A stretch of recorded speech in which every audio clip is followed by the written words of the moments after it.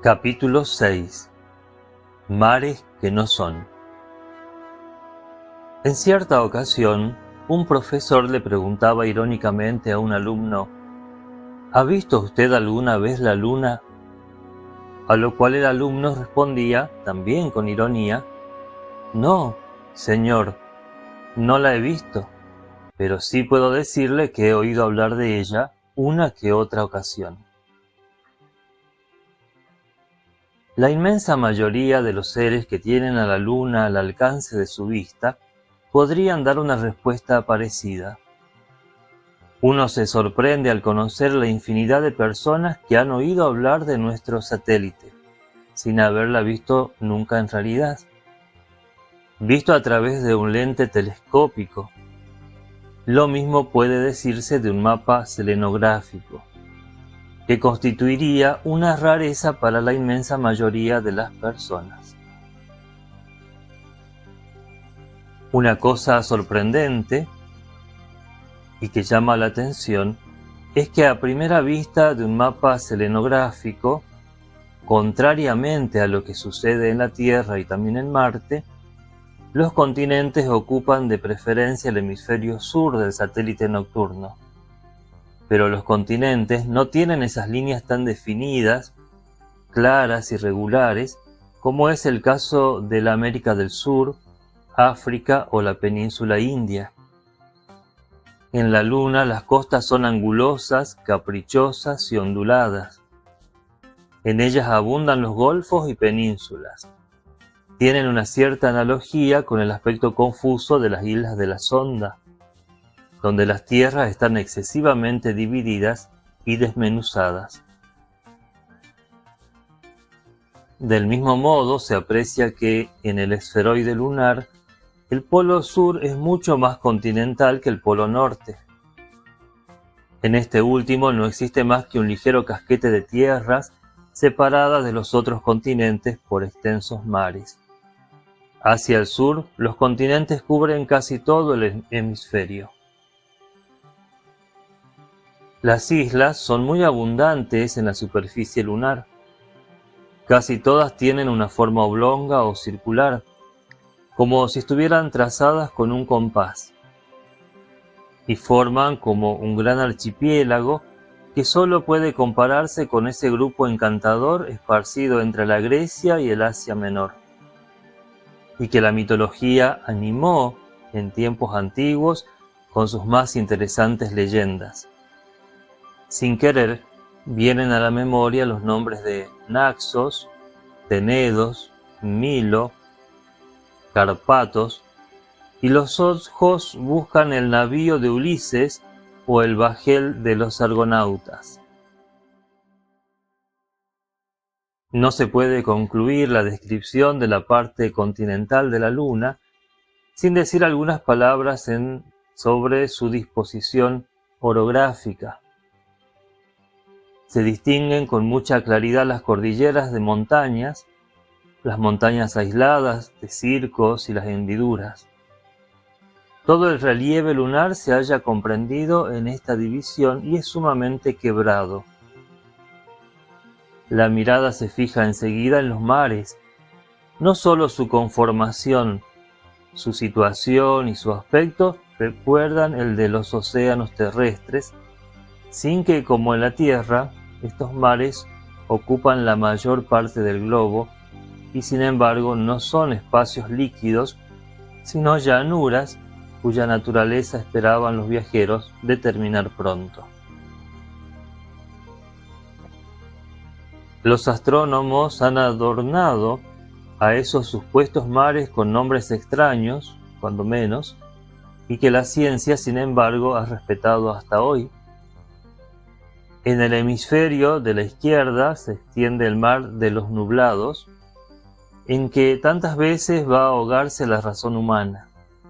No lejos de allí aparece el mar de las lluvias, alimentado por todas las agitaciones de la existencia. Más allá se abre el mar de las tempestades, en el que el hombre lucha sin cesar contra sus pasiones.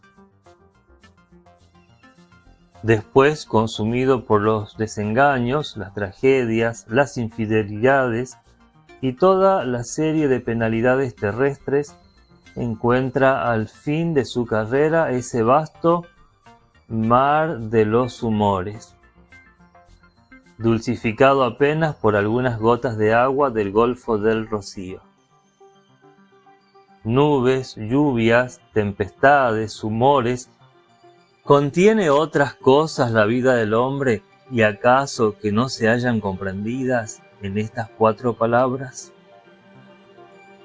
El hemisferio de la derecha encierra mares más reducidos, cuyos significativos nombres expresan todos los incidentes de la existencia femenina.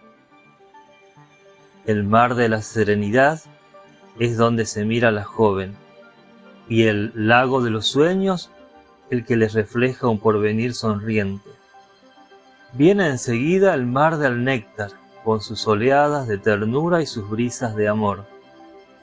El mar de la fecundidad, el mar de las crisis, el mar de los vapores, cuyas dimensiones son demasiado reducidas, quizás, y por fin, el extenso mar de la tranquilidad, donde son absorbidas todas las falsas pasiones, todos los sueños inútiles, todos los deseos no satisfechos y cuyos torrentes se derraman por último en el lago de la muerte. La hora de la llegada a la luna, la medianoche, había pasado y los viajeros aún se hallaban lejos de su propósito. Más todavía, sabían que jamás llegarían a poner un pie en el satélite terrestre.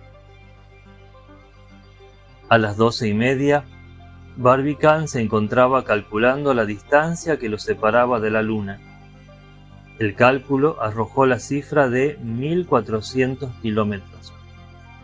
Una distancia ligeramente mayor que el radio de la luna y que había de disminuir a medida que avanzaran hacia el polo norte. El proyectil se encontraba entonces sobre el 10º paralelo y no sobre el ecuador, que había sido su destino original, y desde aquella posición, cuidadosamente estudiada en el mapa, hasta el polo, Barbicane y sus 2 compañeros podían tener la mejor vista de la luna y hacer las observaciones en condiciones inmejorables. Con la ayuda de los anteojos, aquella distancia de 1400 kilómetros quedaba reducida a 14. El telescopio de las montañas rocosas acercaba más la luna, pero la atmósfera terrestre disminuía de manera considerable su potencia óptica, de modo que Barbicane, desde su proyectil, con su anteojo en la mano, percibía detalles casi imposibles de apreciar por los observatorios de la Tierra. «Amigos míos», dijo entonces el presidente con acento grave, «no sé dónde vamos, ni si volveremos jamás a ver el globo terrestre. Sin embargo, sigamos como si nuestros estudios debieran servir algún día a nuestros semejantes. Ahora somos astrónomos. Este proyectil es un gabinete del observatorio de Cambridge transportado al espacio. Hagamos uso de él». Después de estas palabras se pusieron a trabajar con una atención y precisión extremadas, y reprodujeron fielmente los diversos aspectos de la luna y las distancias variables que el proyectil ocupaba respecto del astro. «¿Qué vemos en este instante?», preguntó Miguel. «La parte septentrional del mar de los nublados», respondió Barbicane. «Estamos demasiado lejos para poder reconocer su naturaleza. Esas llanuras se componen solo de arenas áridas». «¿Qué monte es ese?», preguntó Miguel. «Copérnico», respondió Barbicane. «Veamos a Copérnico». Este monte se eleva a una altura de 3.438 metros sobre el nivel de la superficie de la Luna. Es muy visible de la Tierra y los astrónomos pueden estudiarlo perfectamente. El proyectil dominaba el circo perpendicularmente en aquel momento. El contorno de Copérnico formaba así un círculo perfecto, y sus picos escarpados se destacaban con la mayor claridad, distinguiéndose un doble recinto angular. Al pasar por encima de la llanura inmediata, pudo notar Barbicán un gran número de montañas poco importantes y entre otras una de forma anular denominada Gay-Lussac, cuya anchura mide 23 kilómetros. Hacia el sur, la llanura se mostraba muy plana sin prominencias ni desigualdades. Por el contrario, hacia el norte y hasta el sitio en que confinaba con el mar de las tempestades, tenía el aspecto de una superficie líquida agitada por un huracán, y cuyas olas se hubieran solidificado súbitamente. Sobre todo el conjunto, y en todas direcciones, se extendían las ráfagas luminosas que partían de la cumbre del Copérnico. Algunas presentaban una anchura de 30 kilómetros y una longitud incalculable. Ahora, el proyectil marchaba con una velocidad casi uniforme a lo largo del disco lunar. Los viajeros, como se comprende fácilmente, no pensaban en descansar ni un momento. Cada minuto se les presentaba un paisaje nuevo que desaparecía rápidamente de su vista. A eso de la 1:30 vieron las cumbres de otra montaña. Barbicán, consultando su mapa, reconoció a Eratóstenes. Era una montaña anular de 4.500 metros de altura y formaba uno de los tantos circos del satélite. A propósito de esto, Barbicán reafirmó a sus amigos la singular opinión de Kepler sobre la formación de dichos círculos. Según el célebre matemático, aquellas cavidades en forma de cráteres debían haber sido abiertas por la mano de los hombres. Pronto desapareció Eratóstenes bajo el horizonte sin que el proyectil se hubiera acercado lo suficiente para permitir una observación rigurosa. Aquella montaña separaba los Apeninos de los Cárpatos. En la orografía lunar se han distinguido algunas cordilleras de montañas que se hallan distribuidas principalmente por el hemisferio norte. Algunas, sin embargo, ocupan ciertas porciones del hemisferio sur. La más importante de estas cordilleras es la de los Apeninos, cuyo desarrollo es de casi 680 kilómetros. Desarrollo inferior, sin embargo, al de los grandes movimientos orográficos de la Tierra. Los Apeninos protegen la orilla oriental del Mar de las Lluvias y continúan al norte por los Cárpatos, cuyo perfil mide unos 450 kilómetros. Los viajeros apenas pudieron vislumbrar las cumbres de los Apeninos. En cambio, la cordillera de los Cárpatos se extendió bajo sus miradas durante un largo rato y pudieron determinar perfectamente su distribución. A eso de las 2 de la mañana, Barbicán vio la montaña llamada Pítheas, de 1559 metros de altura. La distancia del proyectil a la Luna no era ya más que de 1.200 kilómetros, reducida a poco más de 110 kilómetros por medio de los anteojos. A las 2:30 de la mañana, el proyectil se encontraba a la altura del 30º paralelo lunar y a una distancia real de 1.000 kilómetros, distancia que un anteojo reducía a 10. A Barbicán continuaba pareciéndole imposible que llegasen a tocar en ningún sitio la superficie lunar. y la velocidad de traslación de la nave, relativamente mediana, le resultaba inexplicable a Barbicán, porque a la distancia que se encontraban de la Luna debía haber sido muy grande para neutralizar la fuerza de atracción. Había un fenómeno que no podía explicarse, pero no disponía de tiempo para buscar su causa. La superficie lunar pasaba rápidamente ante ellos y ninguno quería perderse ni el más mínimo detalle. Veía el disco a una distancia de 10.000 metros por el anteojo, y los aeronautas que habían llegado a mayores alturas no habían pasado de los 8.000 metros, sin que pudiesen hacer grandes distinciones sobre la superficie de la Tierra. ¿Cuáles serían las observaciones de los tres viajeros? Antes que nada, es preciso señalar que 8.000 metros sobre la Tierra no puede compararse con 10.000 metros sobre la Luna. La Tierra es muchísimo más grande que su satélite, por lo que a 8.000 metros apenas se ve una porción mínima de nuestro planeta.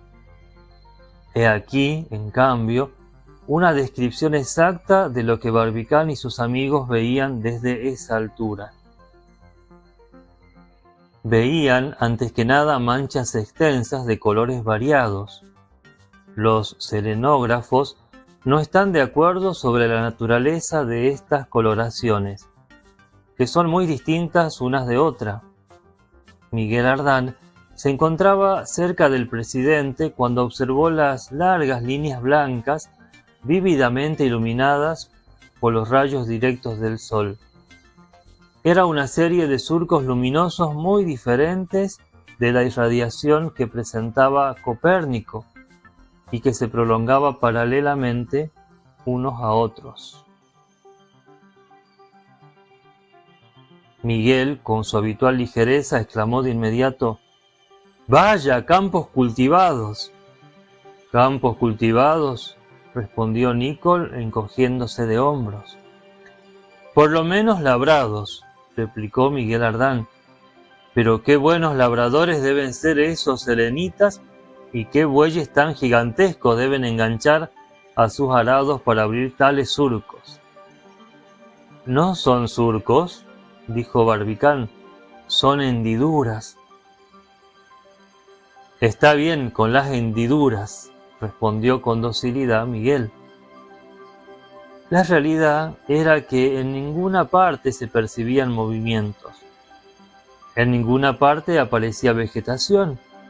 De los tres reinos que forman el globo terrestre, uno solo estaba representado en el globo lunar: el mineral.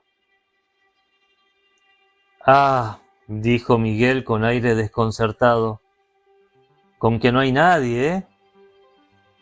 «No», respondió Nicol, «por lo menos hasta ahora, ni un hombre, ni un animal, ni un árbol.